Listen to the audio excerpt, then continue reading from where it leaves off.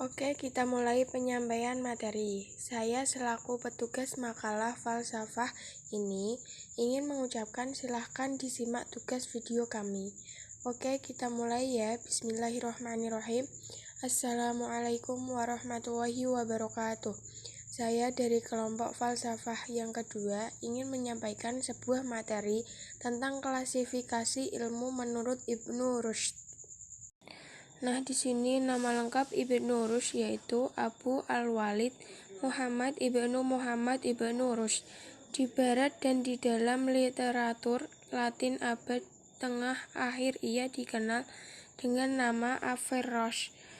Ia dilahirkan di Cordova pada 520 Hijriah atau 1126 Masehi dari keluarga yang terkenal alim dalam ilmu fikih di Spanyol Islam. Kakeknya dari pihak ayah pernah menjadi kepala pengadilan di Andalusia.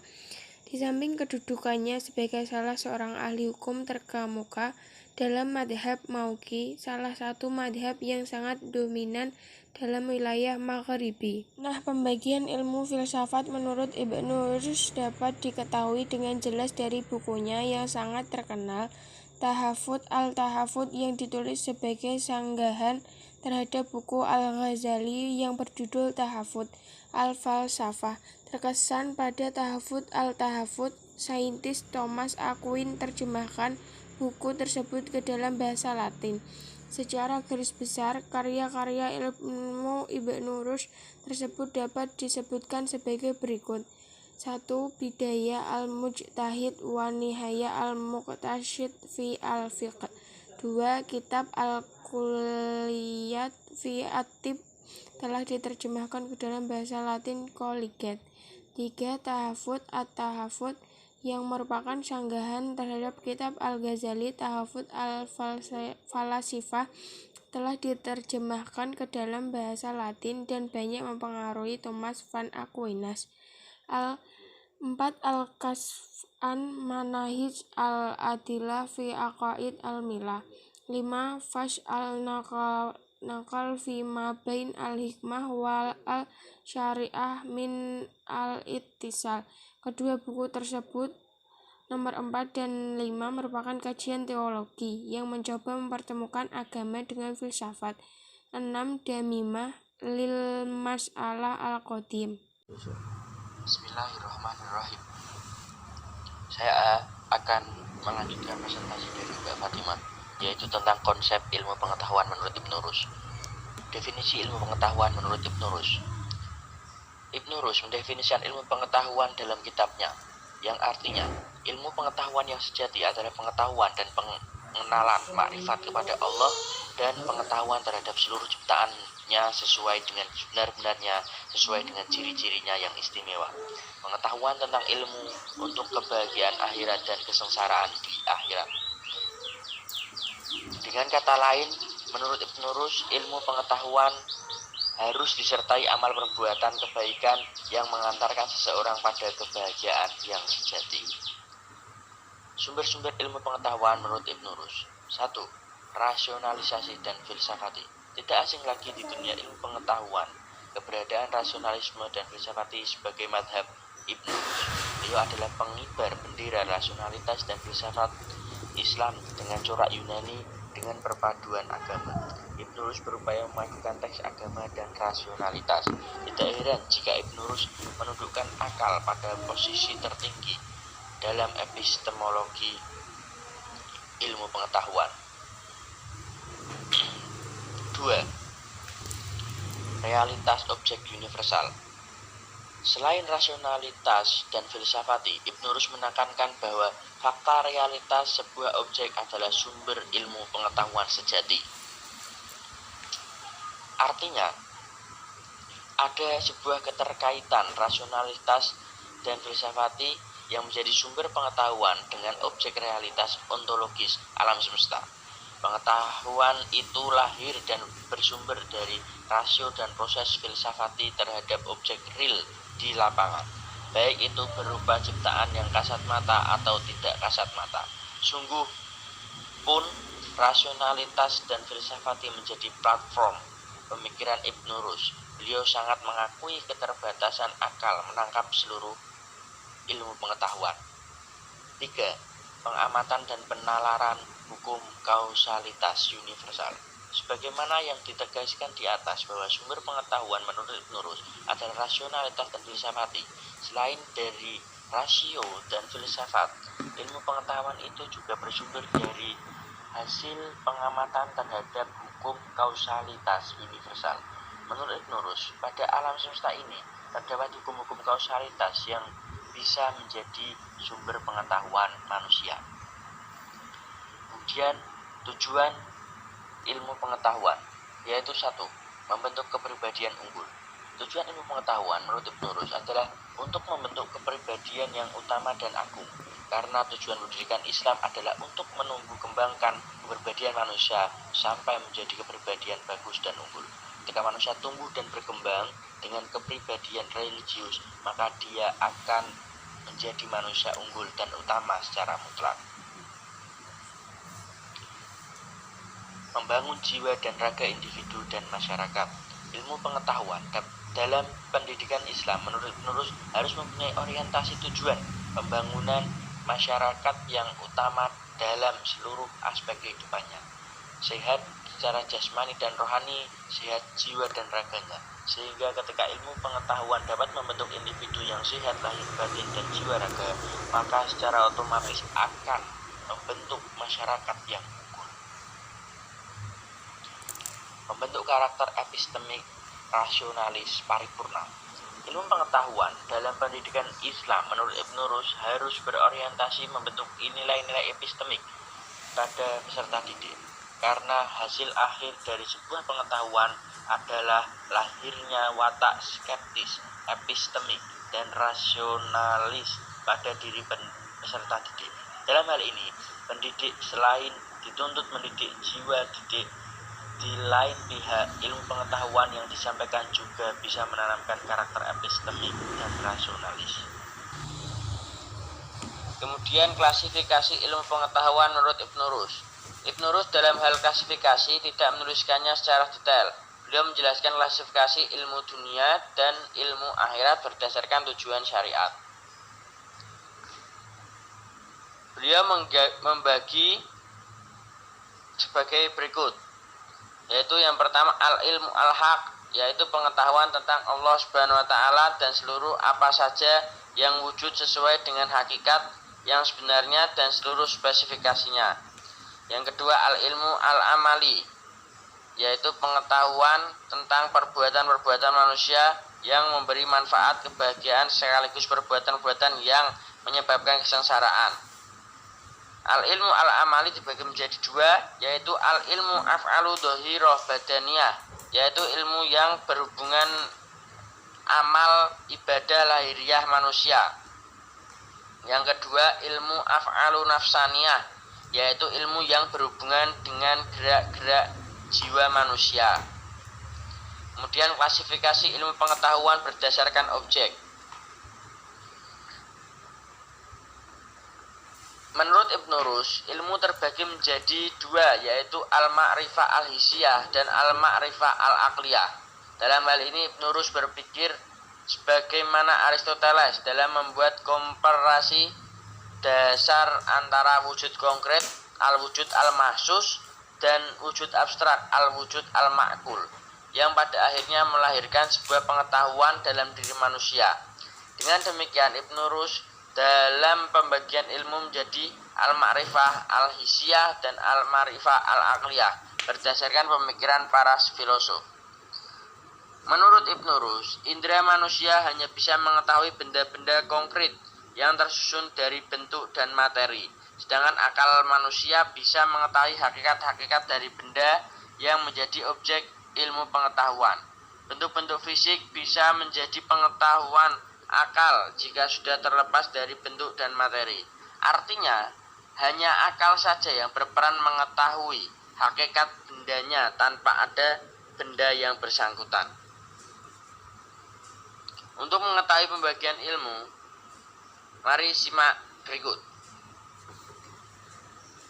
yaitu akal rasio. Akal rasio Yang pertama, akal rasio. Akal rasio memiliki objek pengetahuan, yaitu hakikat sesuatu yang diketahui atau di luar pengetahuan yang nampak secara fisik.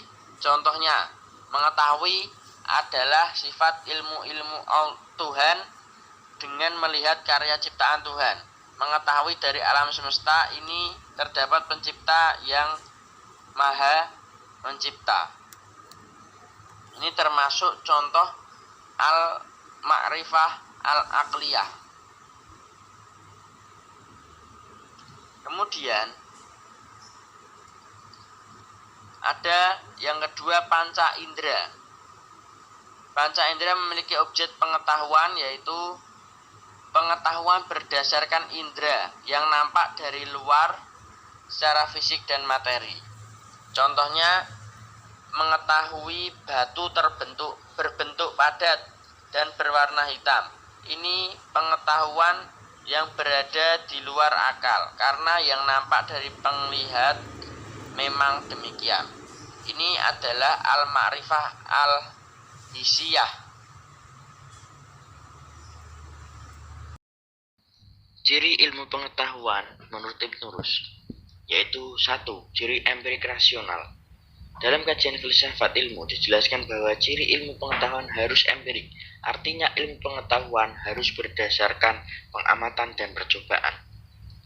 2. Ciri sistematis rasional. Berbagai keterangan dan data yang tersusun sebagai kumpulan pengetahuan itu mempunyai hubungan yang teratur dan sistematis. Analogi rasional yang diserukan Ibnu Rushd adalah konsep ciri ilmu menurut Ibnu Rushd. Ketika seseorang mengamati dan mengetahui fenomena dan realitas universal, maka dia akan muncul pengetahuan bahwa alam semesta ini mempunyai pencipta yang mengatur sistem kehidupan yang terus berjalan secara tertib dan teratur. 3. Ciri objektif dan rasional. Artinya, bebas dari prasangka seseorang dan subjektivitas pribadi. Dengan kata lain, ilmu pengetahuan harus betul-betul murni, ilmiah secara epistemik. Menurut Ibnu Rushd, ilmu pengetahuan yang objektif dengan kata al-ilmu al-haq, pengertian al-ilmu al-haq adalah pengetahuan kepada Allah Subhanahu wa taala tentang alam semesta dan segala yang ada sesuai dengan hakikat sebenarnya, termasuk pengetahuan tentang hidup bahagia atau sengsara di akhirat. 4. Ciri analitis dan rasional. Sebagaimana yang dimaklumi dalam filsafat ilmu, bahwa ciri ilmu itu adalah berhasan analitis. Artinya, pengetahuan ilmu berusaha membeda-bedakan pokok soalnya ke dalam bagian yang terperinci untuk memahami berbagai sifat, hubungan, dan peranan dari bagian-bagian tersebut. 5. Ciri verifikatif rasional. Ciri ini adalah ilmu yang bersangkutan dapat diperiksa kebenarannya secara epistemik oleh siapapun saja yang ingin membuktikannya. Misalnya, pengetahuan tentang mengapa letak matahari yang lebih jauh ke bumi daripada bulan. Kebenarannya pengetahuan di atas semua bisa diverifikasi menurut Ibnu Rushd secara empirik, karena sistem yang diciptakan Tuhan antara satu dengan yang lain. Jika seseorang mengetahui sistem kerja matahari, maka hal ini tidak bisa terlepas dari pengetahuan sistem yang ada pada rembulan dan bumi.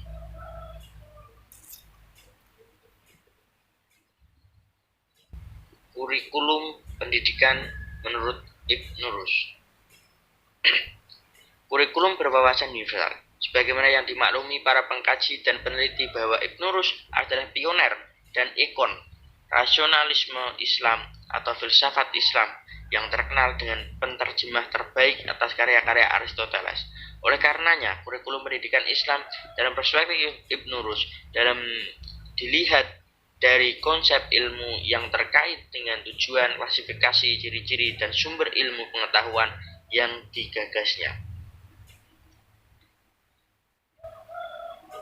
Kurikulum pendidikan Islam harus terbangun di atas konsep-konsep ilmu pengetahuan yang menjadi tujuan syariat Islam. Dari pernyataan di atas pula, bisa dipahami bahwa kurikulum pendidikan Islam harus memenuhi kebutuhan anak didik yang meliputi ciri-ciri dan prinsip-prinsip sebagai berikut. Ciri-ciri kurikulum pendidikan Islam.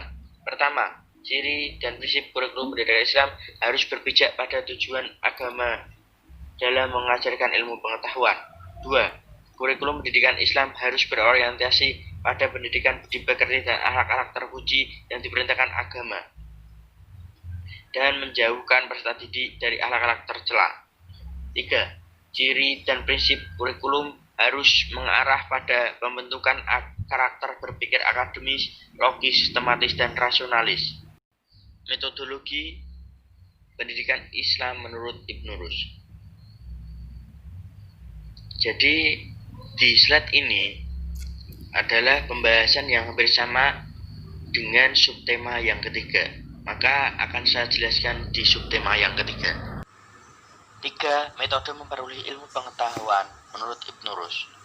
Di sini akan ada 4, yaitu metode induktif, metode deduktif, metode dialog dan diskusi, metode mendengar, meriwayatkan, dan membaca.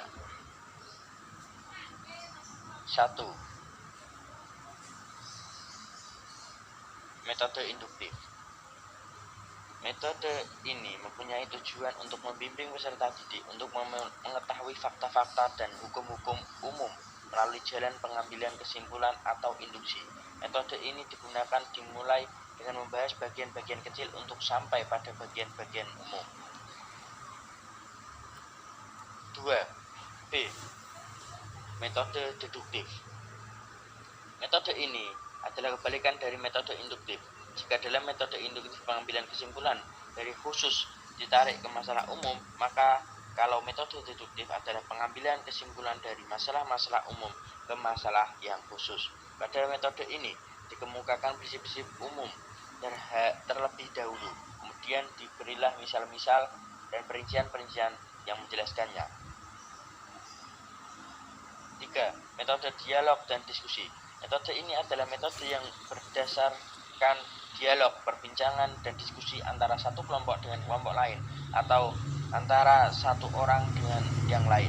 Dialog dimulai dengan tanya jawab antara satu individu dengan yang lain untuk sampai pada fakta ilmiah yang tidak bisa diragukan lagi, dikritik, dan dibantah lagi.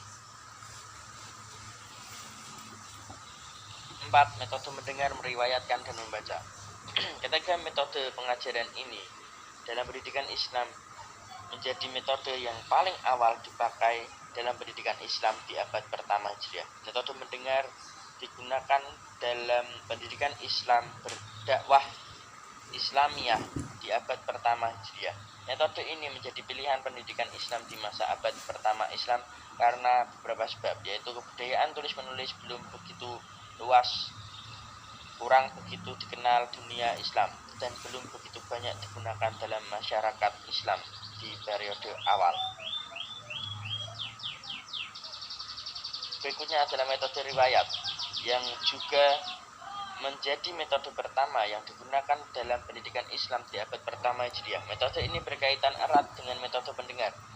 Dalam pengajaran hadis, metode ini digunakan paling awal dengan cara meriwayatkannya. Murid dari satu guru hadis dengan menyebutkan sanad hadis yang bersangkutan.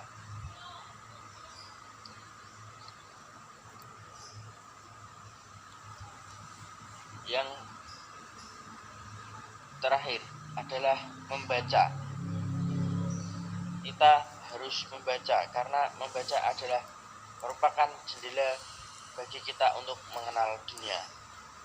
Ya, sekian dari kelompok kami. Bila ada kesalahan, mohon dimaafkan. Hadanallahu wa iyyakum ajmain. Wallahul muwaffiq ila aqwamit thoriq. Wassalamualaikum warahmatullahi wabarakatuh.